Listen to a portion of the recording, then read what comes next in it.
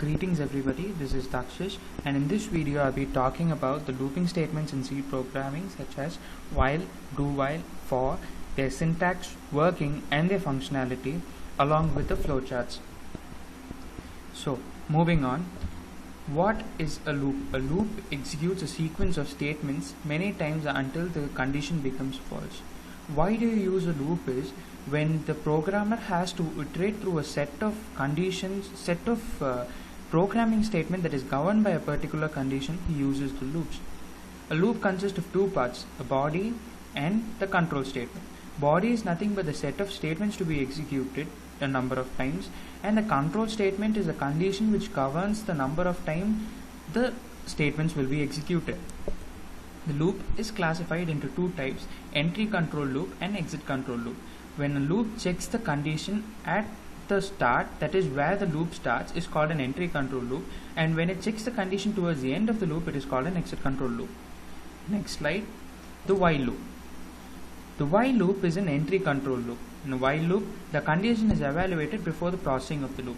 This is very clear with the syntax. Look, here there is while and there is a condition. So only if the condition is true, the set of statements that are given under the while loop is executed.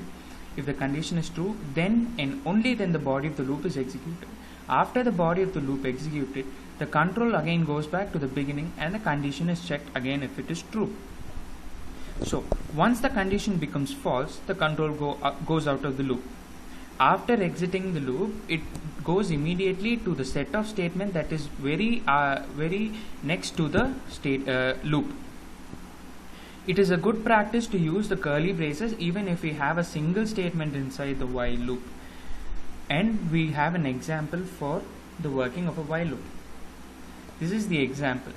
First I've given the header files and I've declared the main function. Int num1. So I'm initializing the variable as num1. Here you can note that num1 is the control variable because I'm using it inside the condition. So while num is less than equal to 10, printf n num, and I'm incrementing the operation, so every time the loop executes the number is incremented, and I'm closing the main function. So this will be the output. So every time the loop executes, the number is printed and is simultaneously incremented too. Moving on to the next loop, the do while loop. A do while loop is similar to the while loop except that the condition is always executed after the body of the loop. Look at the syntax here. Only after the do and the set of statements to be executed, we have while and the control expression, making it a classic example of the exit control loop because the condition is checked only at the end of the loop. Working. In do while loop, the body of the loop is always executed at least once because the condition is at the end. After the body is executed, then it checks the condition. If the condition is true, then it will again execute the body of the loop. Otherwise, the control is transferred out of the loop. You can ask why we need do while loops. In some cases, we have to execute the body of the loop at least once, even if the condition is false. This type of operations can be done in a do while loop. So moving on to the example. Here I have given you the header statements, the main function, and I have initialized the control variable. I am opening the do while loop. So do open curly braces. I am printing a number. I am printing the number and also multiplying it by 2. So I am printing the number multiplied by 2 and I am incrementing the number. So once the control comes to the do statement, it executes the set of statements inside the curly braces and then checks the condition. When the condition is true, the control again goes to the do statement and it continues till the condition is satisfied. This will be the output of the following program. Now moving on to one of the most efficient and effective loops in C programming or in any other programming languages, the for loop.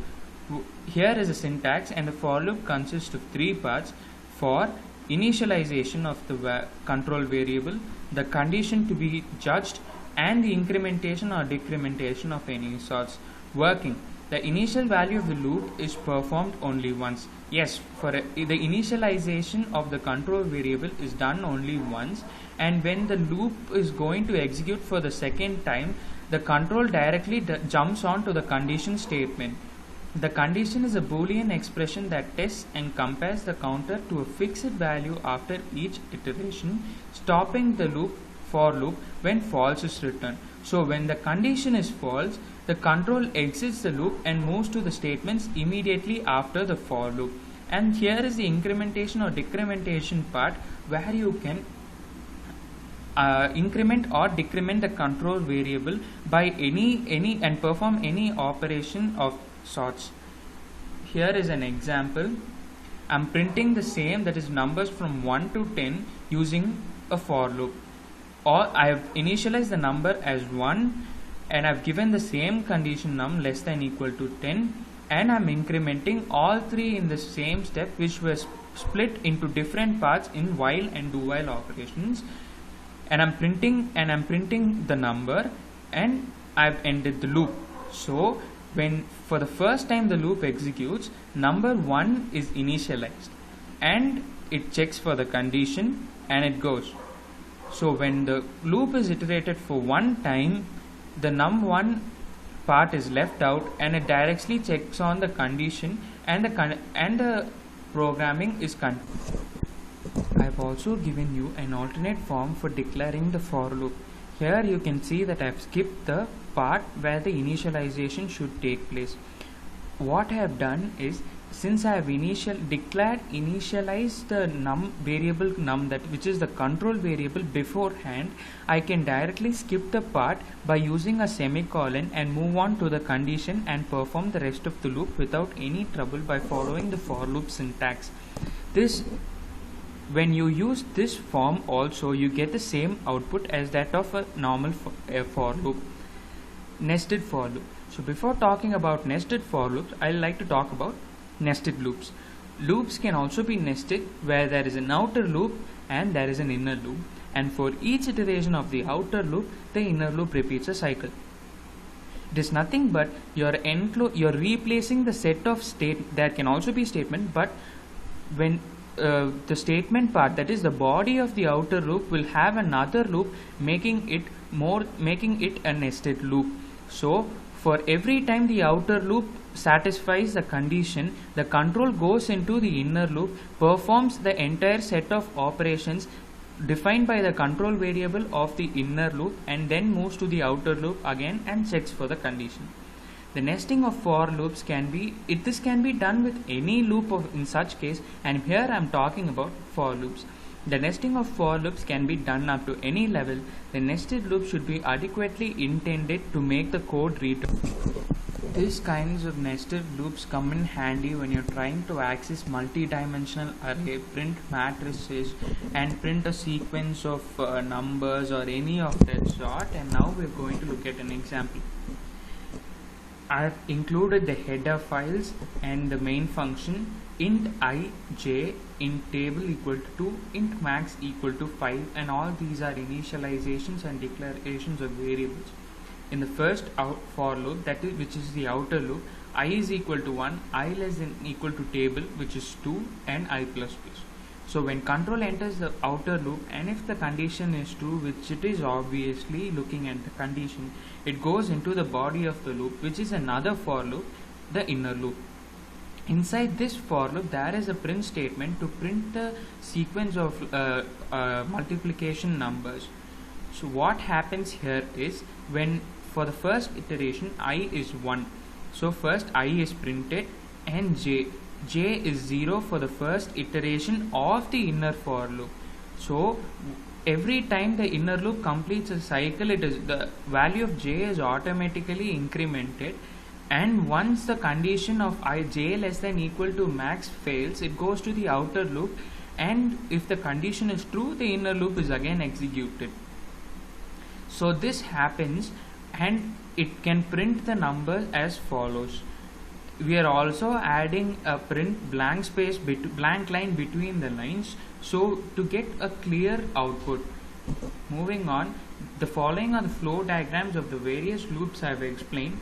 The while loop, since it is an entry control loop which the syntax has been provided here, first it checks the condition.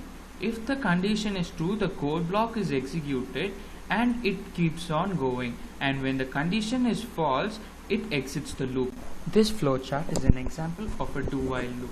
Since do-while is an exit control loop, the condition is provided at the end of the loop. So for the first time when the control enters the loop, the code block is executed and it checks the condition. If the condition is true, the code block is executed for the number of times that is determined by the condition, and if the condition is false, it exits the loop. A for loop flowchart. First there is initialization and the checking of the condition. If the condition is true, the code block is executed, increment, and again checks the condition. So this goes on again and again till the condition sets the returns a value false. If the condition is false, it exits the loop. This is the flowchart for a nested for loop. Initialization, condition, and if it is true, it goes to the set of statements where inside the set of statement is another for loop. It checks the condition, and if the condition is true, the set of statement inside the inner loop is executed and it is incremented. This goes on till the condition true remains true. When it becomes false, the end of the first inner for loop takes place and it goes to increment the outer for loop, and the condition is checked again. If the condition for the first one is still satisfied, it goes to condition 2, or it moves to the end of the outer for loop by getting out of the for loop. Thank you.